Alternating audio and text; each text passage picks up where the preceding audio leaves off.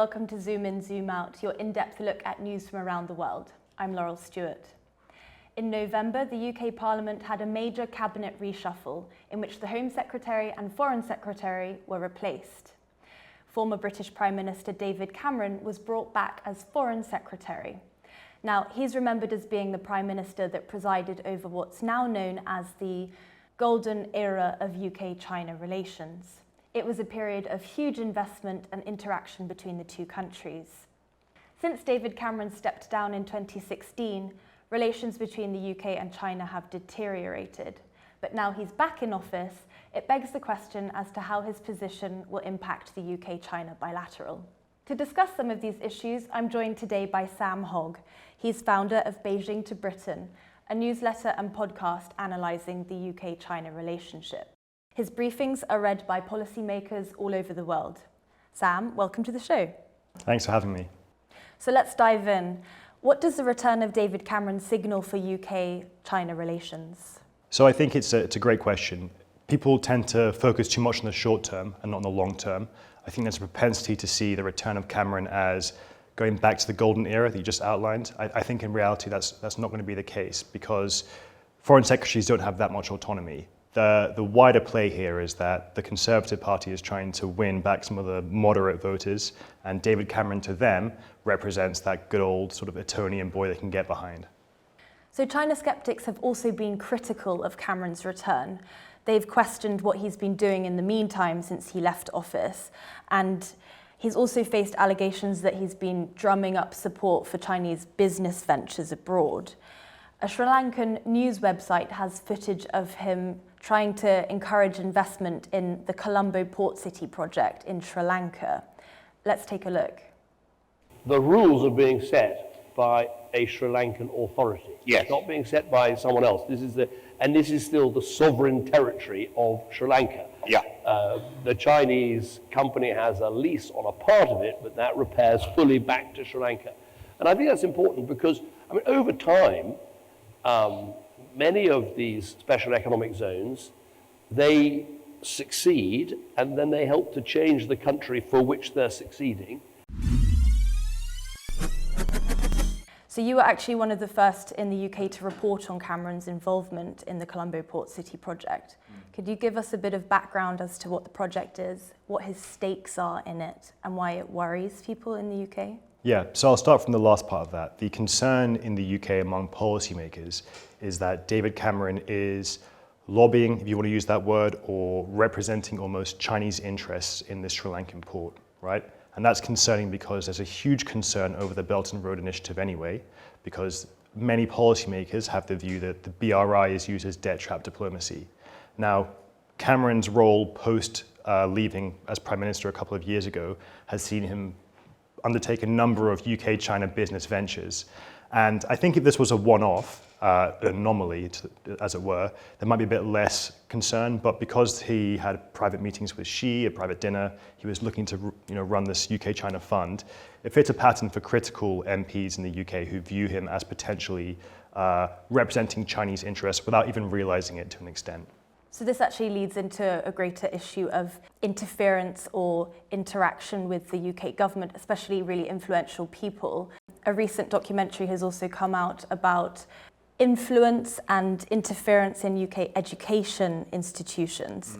Now, the documentary is alleging that the Chinese embassy in London pressured a university to close its China Centre, and that's part of bigger issues of influencing the education system, syllabi, what they're allowed to teach. This was back in 2016, and it's recently come to light. Is this a persisting issue? Yes, to be really blunt, it's a persisting issue, and it's an issue that's allowed to get to the extent it's got to because of a lack of government focus and also a lack of capabilities. Lots of this work is being undertaken allegedly by, as a documentary outlines, the Chinese embassy here in the UK, or by United Front groups too, per the documentary again. And because we don't have that many Mandarin speakers or people who are watching this until quite recently, we don't really catch it all as it's going on. It's only recently that these sort of things have come to light, despite there being rumblings for a long time. So you just mentioned that there aren't enough Mandarin speakers. What is the government, or is the government doing anything to increase its China capabilities, its ability to analyze or interact with China? It's not doing enough. It claims to be doing stuff. It has this thing called the China Capabilities Fund, which is meant to encourage civil servants to take Mandarin classes, learn more about China, but they've given it a very small budget. I mean, a couple of £1 million, which to you and I is obviously a lot of money. To a government is what you lose every 2 minutes to the NHS, for example, right? And if you don't have the capability to understand an issue, whether that's in a negative light or a positive light, you just fundamentally can't strategize around that issue. That's why we're really being undone right now. Would you say that David Cameron, who had good relationship with China, coming back would help close those gaps in capabilities? I suspect not, and it's nothing to do with him. He could be pro or against himself. We have a fundamental issue in the UK, which is that we don't have that much money, right? And that has impacted how we roll out what remaining money we do have.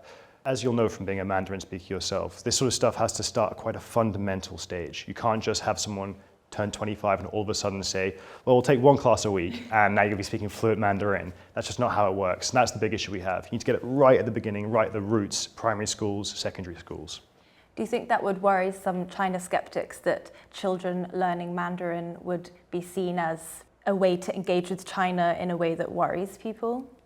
I don't think so. I think that that would be a foolish thing for them to think. The issue more is not them learning Mandarin at all. That's net good. It's who's teaching the Mandarin and how are they teaching that. That's where Confucius Institutes have entered the radar as a concern politically in the UK, if that makes sense. So Confucius Institutes are these almost schools that are attached to universities. They offer very cheap Mandarin lessons in the UK, which, as I've said, doesn't really have that much Mandarin teaching anyway. And so people like you and me can go along, we can learn Mandarin. There's concern politically, and from the intelligence community, I would say as well, that these Confucius Institutes are tilting from influence into interference. So they are perhaps keeping track of Chinese students on campus, perhaps they're teaching their pupils messages that would go counter to what the UK's own views are on different issues, that sort of thing.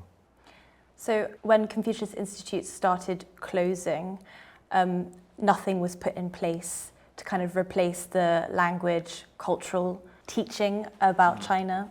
Exactly. So, taking a step back, the entire issue we have around China in the UK, domestically this is, in terms of understanding it, is a lack of strategic coherence. So, every couple of years, we have a parliamentary select committee that gets together, all these MPs, they think about what we need to do, and they say to the government, we recommend you do X, Y, Z, one of which is always publish a China strategy and fund it properly. And every couple of years, the government says, thank you for your time and effort. We've read that very much, really good stuff, thank you. We're just going to park that here for a bit. And we repeat the process over and over and over again. So now taking a step back, something in discussing engagement with China, something that Cameron has said that is really necessary is to work with China on climate.